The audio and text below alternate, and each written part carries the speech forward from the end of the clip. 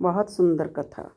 लंकापति रावण के वध के बाद जब अयोध्यापति प्रभु श्री राम की कीर्ति दूर दूर तक फैल रही थी और वह मर्यादा पुरुषोत्तम कहलाने लगे थे, तब एक दिन महादेव शिव की इच्छा भी मर्यादा पुरुषोत्तम श्री राम से मिलने की हुई, तो वो पार्वती जी को साथ लेकर महादेव कैलाश पर्वत से उतरकर अयोध्या नगरी के रास्ते पर चल पड़े। भगवान शिव और माँ पार्वती को अयोध्या आया देखकर सीता माता बहुत ही खुश हुई। माता जानकी ने उनका उचित आदर सत्कार किया और स्वयं भोजन बनाने के लिए रसोई में चली गई।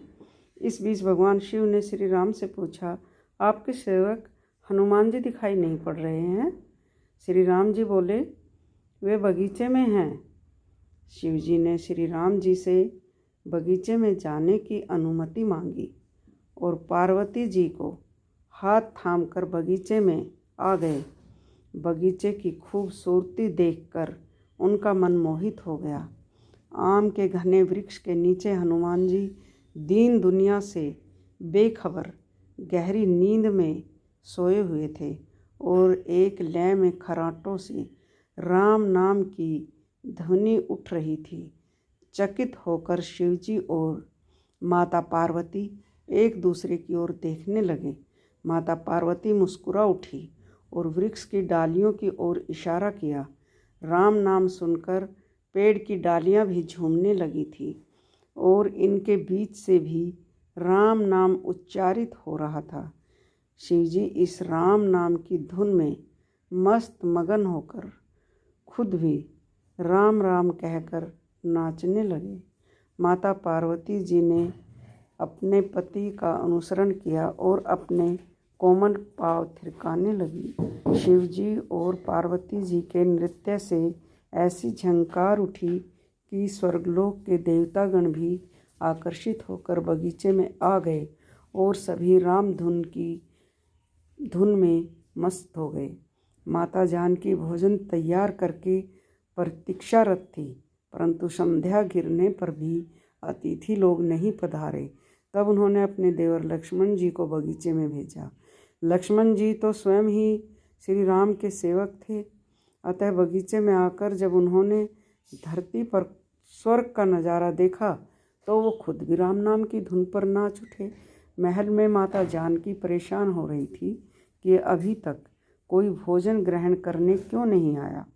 उन्होंने श्री राम जी से कहा, भोजन ठंडा हो रहा है, चलिए हम ही बगीचे में जाकर सभी को ले आएं। तब सीताराम जी बगीचे में गए तो वहाँ राम नाम की धूम मची हुई थी। हनुमान जी गहरी नींद में सोए हुए थे। उनके खराटों से अभी भी राम नाम निकल रहा था। श्री सियाराम भाव विभल होकर उन्हें देखने लगे। राम जी ने हनुमान जी को नींद से जगाया और प्रेम से उनकी तरफ निहारने लगे। हनुमान जी से प्रभु को आया देखकर शीघ्रता से उठ खड़े हुए। नृत्य का समा भंग हो गया। शिवजी खुले कंठ से हनुमान जी की राम भक्ति की सराहना करने लगे। हनुमान जी सकुचाए लेकिन मन ही मन खुश हो रहे थे। श्री सियाराम ने भोजन करने का आग्रह भगवान शिव जी से किया। सभी लोग महल में भोजन करने के लिए चल पड़े।